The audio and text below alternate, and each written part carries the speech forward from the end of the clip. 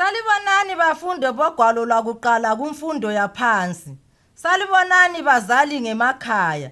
Ngiyalamukela ku-Edgewave uhlelo elilothulelwa ngabogatsha lwezemfundo ye-primary le-secondary.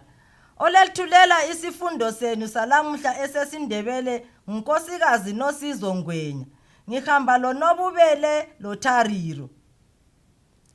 Salibonani bangane bethu ngemakhaya. Salibonani bangane indawana zonke. Ngithemba abafundi abalibalanga ukuphatha ingwalo zabo zokubhalela lensiba zokubhala kanye lemitshina yokuthatha isifundo salamuhla. Ngiyalicela bazali ukuthi lincedise abafundi abangezwa kuhle endlebeni, libahlalise eduze lesigxingi somsakazo. Abakhubazekileyo endlebeni libachasisele ngolimi lwabo abaluzwayo. Kuthi labo abakhubazeke ngezinye indlela labo libancedise ukuze bengeqiwa yisifundo bazali. Namhla sizaxoxa ngomkhuhlane oyingozi engabangelwa ngamanzi angcolileyo. Asithuleni sithi zwi bangane silalele. Lamuhla sinxusile njalo unkosikazi Khumalo ovela kwezempilakahle. Yena uzafica ingxoxo yethu iphakathi. Ngithemba ekupheleni kwalesi sifundo lizabe selisenelisa ukuqamba imikhuhlane ebangelwa ngamanzi. Liphinde litsho njalo ukuthi singayivikela njani imikhuhlane le. Asilaleleni ingxoxo. Mbalisi, sicela usikhumbuze inkondlo leyana owasifundisa yona, Mbalisi. Kulungile, lalelani. Amanzi ayamangalisa. Amanzi ayimpilo. Amanzi angaba yingozi. Amanzi ayamangalisa. Asiphindeni sonke. Amanzi ayamangalisa. Amanzi ayimpilo. Amanzi angaba yingozi. Amanzi ayamangalisa. Lenze kuhle kakhulu bangani bami.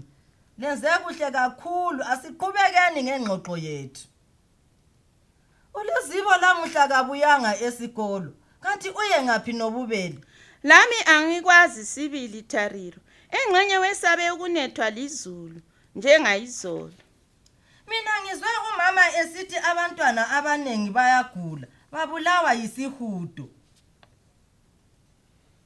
Maye, engxenye uLuzibo layo uyagula. Sengisesaba phela.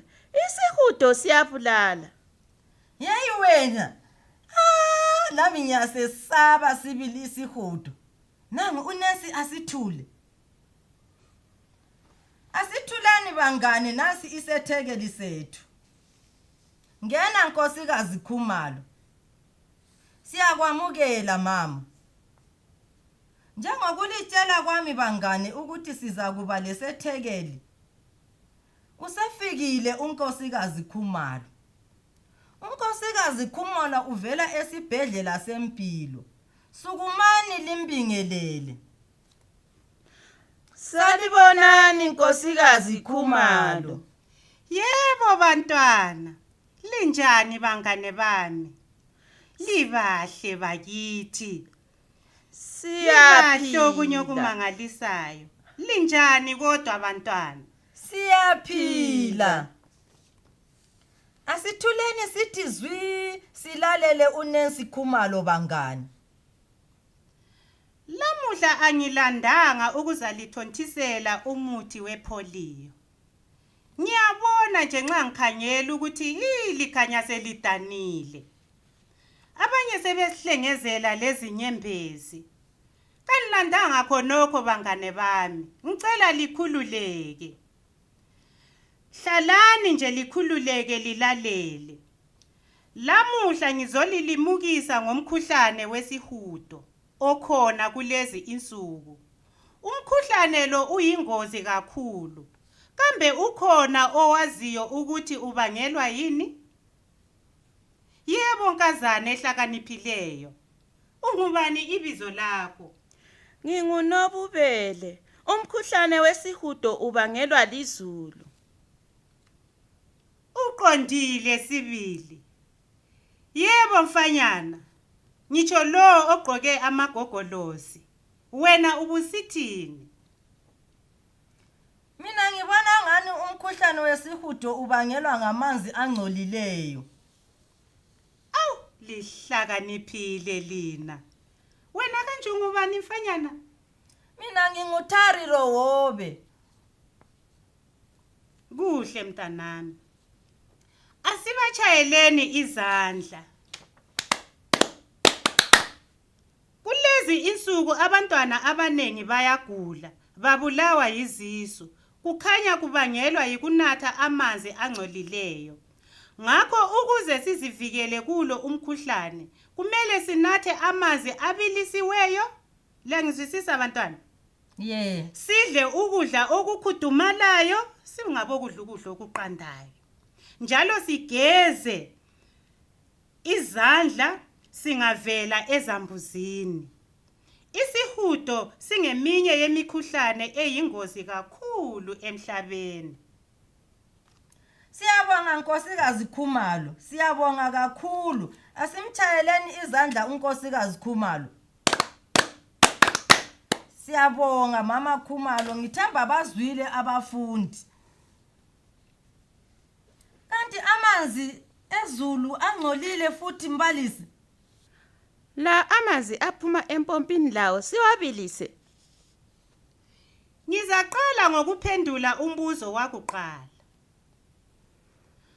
Amanzi ezulu awangcolanga, kodwa izulu lingana kakhulu, kugcwala amanzi indawo yonke.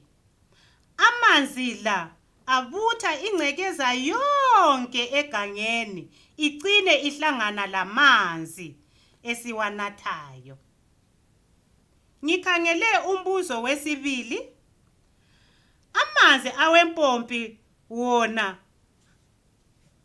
lawo afuna ukubiliswa.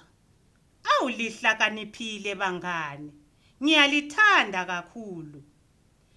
Ngiyabonga ukulalela kwenu bantwabami. Lisale kuhle. Sibongile kakhulu isifundo Nkosikazi Khumalo, sibongile kakhulu. Ube lohambo oluhle. Ngithemba lisisisile lani isifundo elingemakhaya.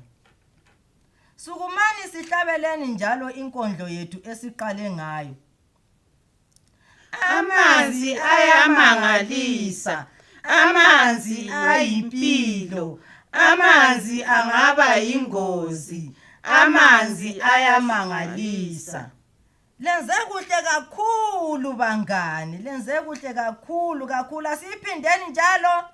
Amanzi ayamangalisa, amanzi ayimpilo, amanzi angaba yingozi, amanzi ayamangalisa. Kuhle kakhulu lokho. Aseke sizitshayeleni izandla. Nanku-ke umsebenzi elizasala liwenza lamhla bangani. Ngicela liwubhale phansi lina elingemakhaya. Lalelani umsebenzi wenu. Ngicela liyebhala imicho emithathu. Ngicela liyebhala imicho emithathu ngezinye ingozi ezingabangelwa ngamanzi. Lizwisisile bangani? Ngithe liyebhala imicho emithathu ngezinye ingozi ezingabangelwa ngamanzi. Libancedise bazali lababalisi ngemakhaya. Isifundo sethu salamuhla esesindebele siphelela lapha. Olethulele isifundo nguNkosikazi Ngwenya. Bengihamba loNobubele loThariro. Lisale kuhle bangane bethu. Lisale kuhle bangane.